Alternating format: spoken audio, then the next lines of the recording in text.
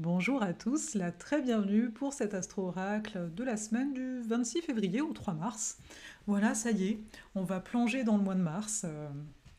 Nous sommes heureux, n'est-ce pas? Donc, je ne sais pas si vous avez vu la vidéo de la pleine lune du 24 février. Si tel n'est pas le cas, je vous invite à le faire tout simplement parce que vous verrez, on accentue l'axe Vierge-Poisson, même si on va pas être en reste pour cette semaine parce que on n'a pas forcément de mouvement, de changement de planète, de signe. Par contre, on a vraiment, je vous ai mis Saturne un petit peu en star de la semaine, parce qu'on va avoir le 28 février Mercure conjoint Soleil. Le même jour, Mercure va réussir à être en conjonction aussi à Saturne. En fait, les trois, pardon, les trois, les trois sont conjoints le 28 février. J'avais pas vu, moi j'ai les trois lignes là et je découvre avec vous. Donc oui, donc je me disais, il y a quand même quelque chose qui centre. On a cette triple conjonction, alors pas exacte, mais on l'a lors de la pleine lune, justement. Mais là, cette semaine, en termes de degrés, pour ceux que ça intéresse, ça va être au 9e et quelques degrés des poissons. Donc à voir si vous avez un point par là ou compagnie, voilà. Mais donc, qu'est-ce qu'on peut dire de ça? Je regarde pour voir que je n'oublie rien. Donc, qu'est-ce qu'on peut dire de ça? Je vais vous faire un zoom là-dessus. Je vous en ai déjà parlé dans la pleine lune. En fait, personnellement, je viens de tourner la vidéo de pleine lune, donc je vais vraiment avoir l'impression de me répéter, mais bon, c'est comme ça. Donc, on a Saturne en Poisson depuis à peu près un an. Saturne, il y a un côté très, on est dans le côté réaliste des choses, on recherche à structurer. Parfois, on peut rechercher une forme de logique avec Saturne. C'est quand on dit structurer, d'abord tu fais telle chose avant de pouvoir faire telle chose, etc. Et en même temps, il y a un sens des responsabilités qui peut être pas mal fort. Sauf que, en poisson, le poisson, c'est l'illimité, c'est la rêverie, une forme de grande créativité où on va se connecter à quelque chose qui est beaucoup plus grand que nous et qui vient vraiment ici du cœur. Et on peut se sentir un peu malhabile avec un Saturne poisson par rapport à nos réalisations, à nos rêves. En tout cas, dans un premier temps, parce que comme je vous le dis à chaque fois, quand une planète, elle entre dans un signe, au début, elle limite. Donc, limitée, elle limite le signe, cette énergie-là. Sauf que là, ça va faire un an. On commence à s'y habituer, ou peut-être pas, vous me direz.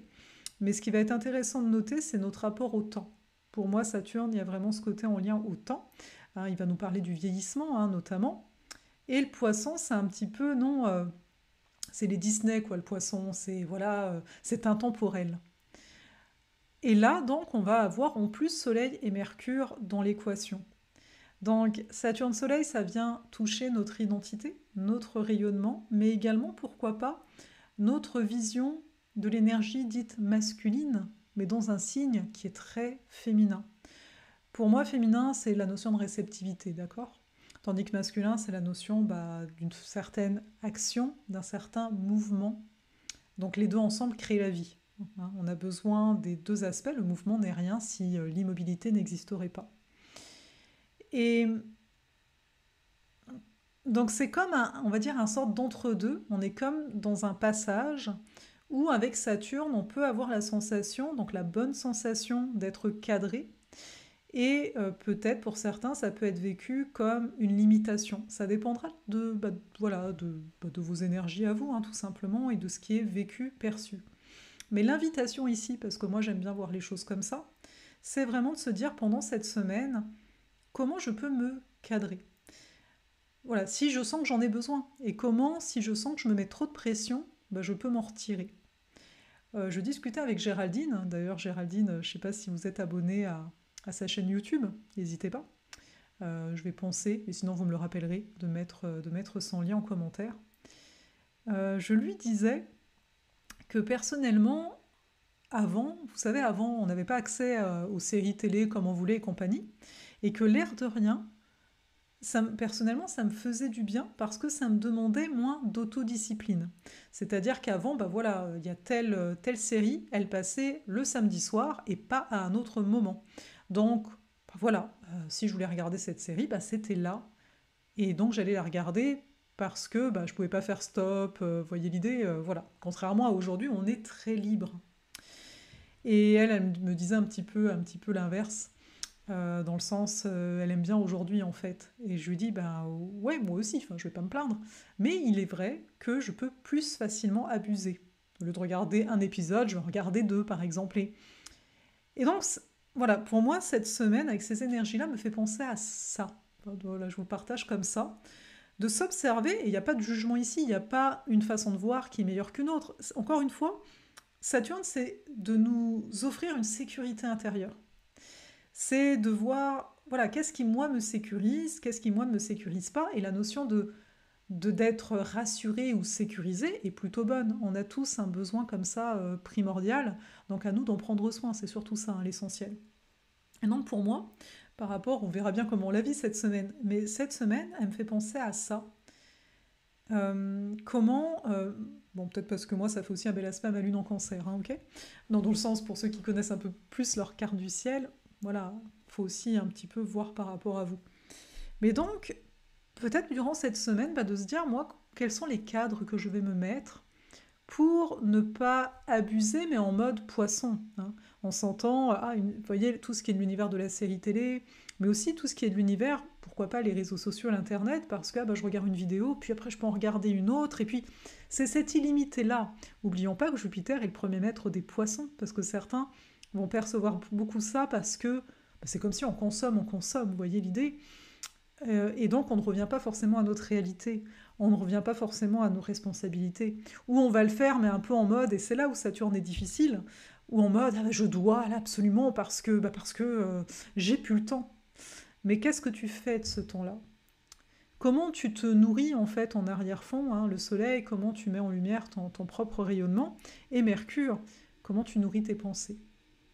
Parce que voilà, on a accès à tellement de choses que là Saturne c'est du genre mais est-ce que ça te fait du bien à toi? Et peut-être bah, que oui, parce que tu as une très bonne autodiscipline sur ce sujet-là, mais j'inviterais chacun à voir là où justement il y a peut-être une dépendance.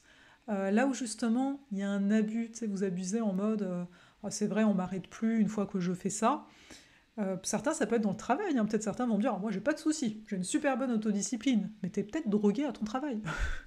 Voilà, enfin, vous avez compris un peu le registre. Hein. Donc pour cette semaine, moi c'est ce que je nous propose, de nous observer là-dedans et de voir un peu qu'est-ce qui va en ressortir. Observez aussi qu'est-ce qui s'est passé la semaine avant celle-ci. Dans mon cas, j'ai dû ralentir, mais en même temps, ça m'a ramené bien, à ça, à me dire, mais en fait, tu as plus de temps que tu ne le crois. C'est juste que d'habitude, tu perds beaucoup de temps à des choses qui ne te nourrissent pas. Donc moi, il y a eu une amorce la semaine dernière, peut-être que vous aussi, ou pas, bah, vous verrez, hein, comme d'hab. Hein. Et voilà. Et donc, ce que je trouve intéressant, c'est que les poissons suivent le Verseau. Et dans le Verseau, voilà, on va chercher à chaque fois de se sentir plus libre, plus autonome. Ouais, mais là, on arrive en Poisson. Donc, à un moment, quand il y a trop de liberté, on va dire ça comme ça, eh bien, on peut se sentir un petit peu perdu. Parce que, bah, justement, ça manque un petit peu de cadre. Voilà ce que j'avais à vous dire pour cette semaine, hein, parce que c'est vraiment les aspects principaux. Bien sûr, après, il y a des sextiles, il y a des choses comme ça. Le 3 mars, on a Vénus qui sera carré Uranus, mais pour moi, on s'en parlera plus la semaine prochaine, parce que bah, voilà, c'est au dernier jour de la semaine. Bon, on pourra sentir un petit peu les effets, à savoir, voilà, peut-être au niveau de nos valeurs, il va y avoir des prises de conscience, en termes relationnels, il peut commencer à avoir des prises de conscience, etc. Mais pour moi, tout est interrelié. Tu sais, à un moment, peut-être que pour certains d'entre vous, c'est les autres qui vous prennent énormément de temps. Saturne-Soleil, revient aussi à toi. Et là, automatiquement, bah ouais, il y a des relations qui n'évoluent pas ou qui évoluent dans un sens. Et en fait, à moi de voir où est-ce que je veux m'engager.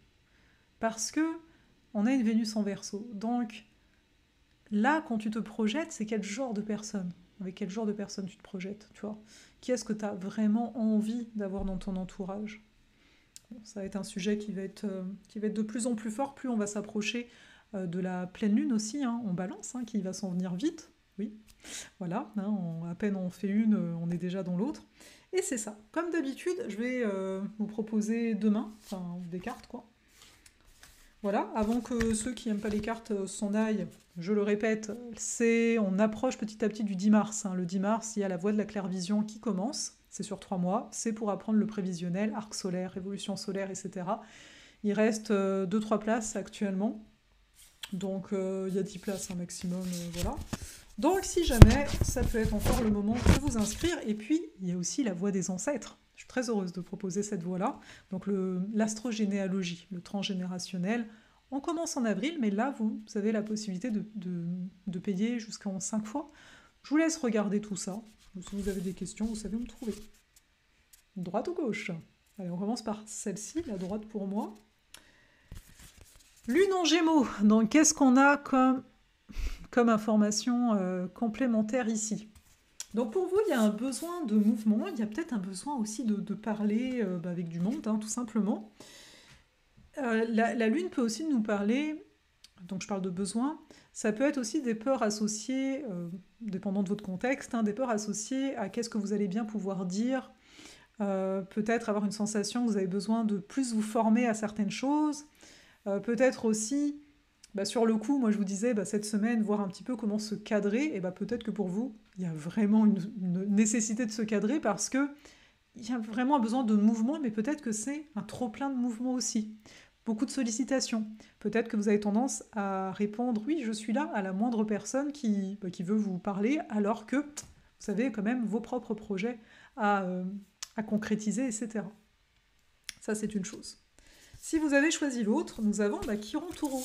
Donc là, pour la semaine, c'est peut-être d'observer les endroits où vous avez tendance à voir vos manques, plus que... J'avais jamais vu Chiron, j'avais jamais cherché à le voir, mais c'est vraiment joli. Donc peut-être une tendance à voir, c'est un serpent, une tendance à voir vos manques au lieu de voir ce qui est là. Donc ce serait plutôt une invitation à voir vos acquis, à voir vos talents, à voir que vous pouvez ralentir sans que forcément ce soit à votre détriment ou que vous risquez quelque chose, non.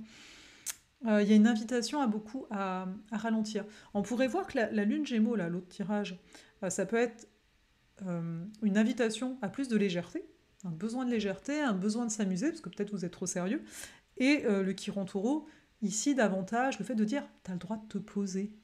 Et puis t'as le droit aussi de jouir de la vie, tu peux profiter, tu peux te faire plaisir. Dans les deux, il y a quand même cette notion, cette légèreté de plaisir qui est quand même sous-jacent. Et c'est sûr, je ne l'ai pas nommé comme ça tout à l'heure, mais avec la conjonction Saturne-Soleil en Poisson, on pourrait se prendre un peu trop au sérieux, on pourrait éviter de rêver, de se dire non mais en fait ça va aller, parce qu'on peut avoir peur que le ça va aller devient un genre de paresse. Alors on s'entend, hein. Si vous êtes plutôt dans la tendance à avoir du mal à vous y mettre, là le message il est plutôt inversé. C'est du genre, bon si tu veux réaliser tes rêves, fais quelque chose, cadre-toi, voyez. Voilà pour ça. J'espère que ça vous a plu. En tout cas, moi ça m'a fait plaisir. Et je vous souhaite donc une très belle semaine. Et à tout bientôt.